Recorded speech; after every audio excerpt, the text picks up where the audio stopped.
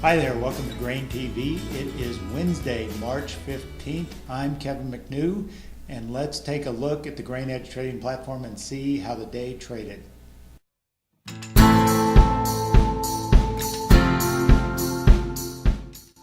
Grains were in positive territory in overnight, but when we opened for the 8:30 session, we found little buying interest and the market started to sell lower.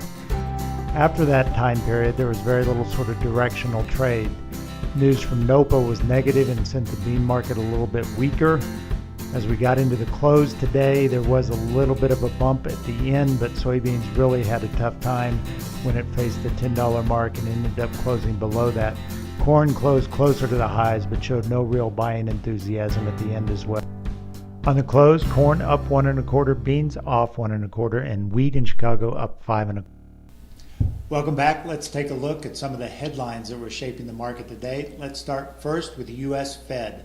They came out today with their much anticipated rate hike, suggesting, however, that they would likely see 3 rate hikes in all of 2017. That sent the U.S. dollar lower, hitting its lowest mark since early February. Turning to agriculture, the Eastern Corn Belt saw quite a bit of cold over the last few days, and there is speculation that we did see some winter damage or some crop damage as a result to the soft red winter wheat crop. Some analysts are saying that as much as 10 to 15% of the area in Indiana, Ohio, and Kentucky may have some damage from the cold snap that hit that area. On the other side of the spectrum, in the plains, traders are looking for a sizable chance of precipitation in the late part of March, early part of April to hit some of the driest areas of the hard red winter wheat states. On the other hand, if you look at sort of the maps and where that expected precipitation is, it's largely going to be on the eastern sides of the plain states versus the central to the western sides of the plain states. So where that moisture actually hits, if it does hit in late March, early April, will be very important in terms of hard red winter wheat crop development. Other news in the wheat market, Egypt was in the market for wheat. They had a tender out, and the usual suspects were in line to try and earn some of that business. However, there was some U.S. business in the lineup, some soft white wheat as well as some hard red winter wheat was offered up, but it is likely going to be going to Russia and probably Ukraine based on not only prices but cost and freight associated with that. Speaking of export situation, let's take a look at the next chart and our usual weekly look at the U.S. export competitiveness in retrospect to various other players in the market.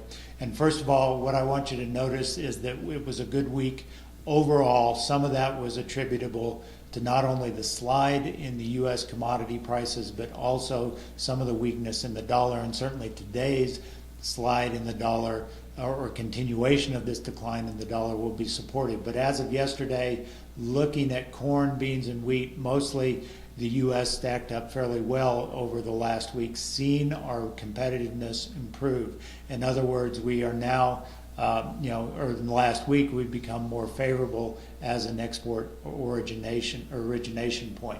So the only exception to that was in Argentina, where they lowered their wheat price more so than the U.S. did over the last week. But overall, looking at corn, looking at soybeans even, we saw our export situation improve price-wise in the last week, which is certainly supportive in light of this recent price slide.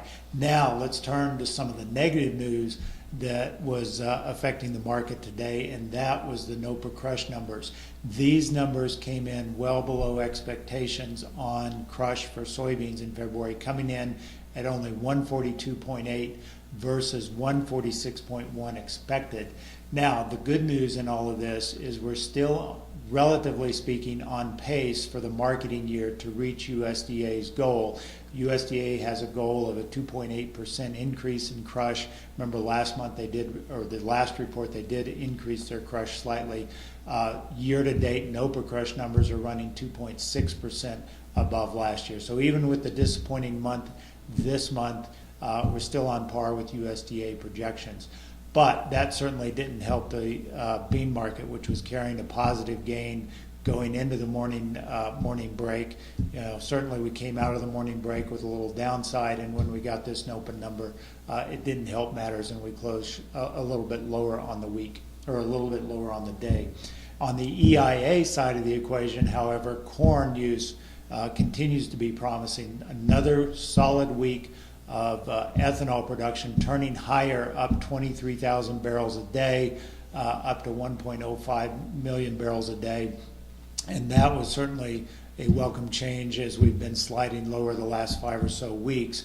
So when we look at year-to-date ethanol production, up 4.3% over the same time period last year. Keep in mind, USDA has only factored in a 3.3% increase in corn use for ethanol. So still a lot of room here for ethanol to continue to show more corn. So the good news is here, we may see, if this pace holds up in the second half of the marketing year, we may see USDA need to revise those numbers higher. Let's switch gears and take a look at the November bean chart. We've talked about how we're in this sort of this downside trajectory here. And if we're looking at sort of the big buying potential that may come into the market, where is the underlying support? You can go back to around the first of the year and back around harvest, and 975 to 980 on this November new crop bean seems to be pretty good support. We've traded there many occasions, first in November, or first around the end of harvest, and certainly again in December. And so I would expect us to sort of continue to drift lower. I would be surprised if we can take that number out ahead of this crop plantings report at the end of March. So watch that. I think we still have the potential to drift lower, although we may get some corrective bounce here going into the end of the week. Tomorrow will be weekly export inspections. Those numbers are expected to be reasonably light. In the case of wheat, trade is looking for about a 400,000 metric ton year, or 400,000 metric ton week. Beans around 500,000, and corn around 800,000. So watch for those tomorrow morning. At the end of the night session, we will be talking about them tomorrow on Grain TV. As always, if you'd like to learn about how we can help you in your own grain marketing situation, visit us online at grainedge.com. Have a great day, and we'll talk to you on Thursday.